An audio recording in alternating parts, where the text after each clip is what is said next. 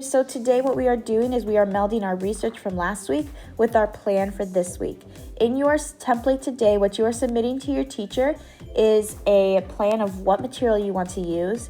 You're going to pick one artist that you're going to draw your main inspiration from for the project, and then you're also going to submit your selfie.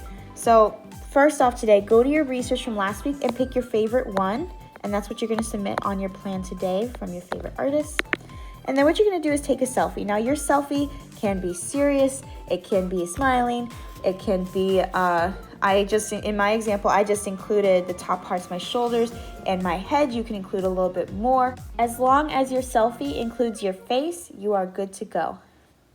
Creators, if you have hopped on this video, that means you are here for the Graphite Transfer demonstration for our self-project project. What you'll need today are pencils, a pen, a printout of your selfie, and a piece of blank paper. So what we're basically going to do is we're going to create a graphite base on the back of our portrait, and then we're going to use a pen to transfer the lines back over to our paper. So what you're going to do first, you need your pencil and your portrait. You can put this to the side for now, your blank piece of paper. What you're going to do is you're going to flip it over, and you're going to cover the back of your page with graphite. Now you don't need to cover the whole page, because if you look on my picture, I only want to transfer this part of me. So you're gonna put graphite wherever you have a line that you want to transfer.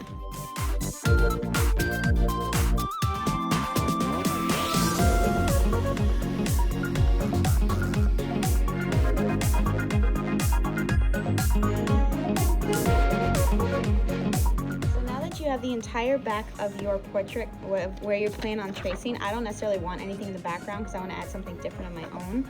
Once you have your portrait completely covered in a nice layer of graphite, what you're going to do is get out your blank piece of paper, and you're going to lay your portrait down on top. But once you have it in place, then you're going to need your pen. So now what you're going to be doing, the pen is going to act as your pencil, and wherever you press, it's going to transfer the graphite back to the other side of the page. So if you see, for example, we're going to start with the line here. So once you've got your pen ready to go, what you're going to do is you don't need to press super hard. You want to press a little hard, but you don't want to press hard enough where it breaks through the page, okay? So I'm going to show a couple lines. Now wherever I press, the graphite is going to transfer onto the So, and as you can see, wherever I traced, that line is now showing up on the page underneath. So I wouldn't recommend necessarily moving it like I just did. So when it comes to portraits, you want to draw the biggest to the smallest shape. So the biggest shapes that I see here on my portrait are my face, the shape of my hair, and the shape of my body.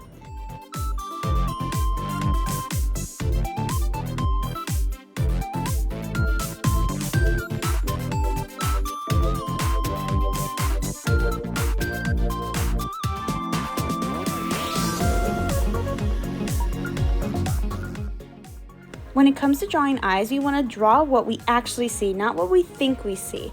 If we think about it, the eyeball is an oval shape.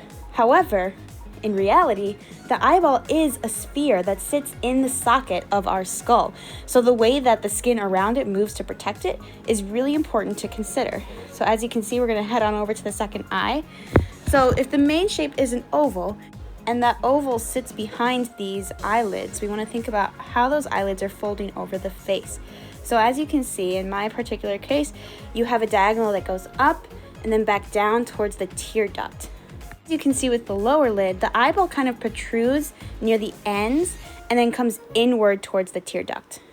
The iris takes up the whole eye. Unless you're looking up or down, you shouldn't necessarily see any whites of the eyes above or below.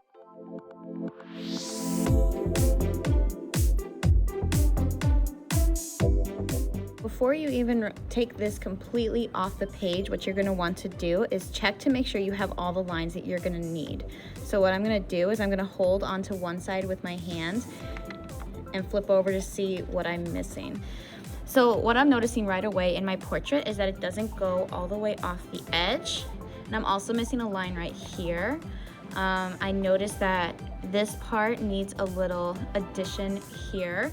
Other than that, you don't want to do many more lines than this. Remember, this is just a basic line sketch, so we're just going to give ourselves an idea of what we're going to do next week, just in preparation of this. So what I'm going to do is I'm going to go back over and fix those few lines.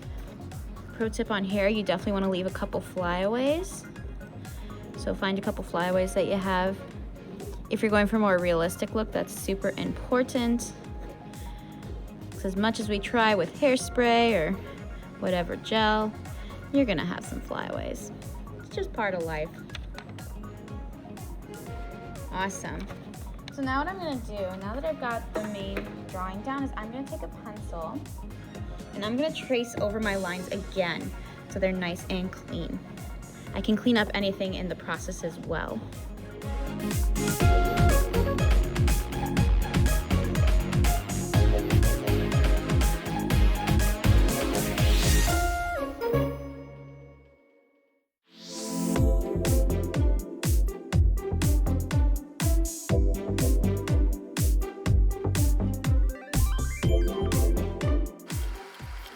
For today, you will not be adding any materials until you get approval by your teacher next week to start working on this. You are welcome to take as many creative liberties as you want in terms of your style. You know, you could see I added stuff that wasn't necessarily there in the first place, but I thought needed it. So you are more than welcome to do that.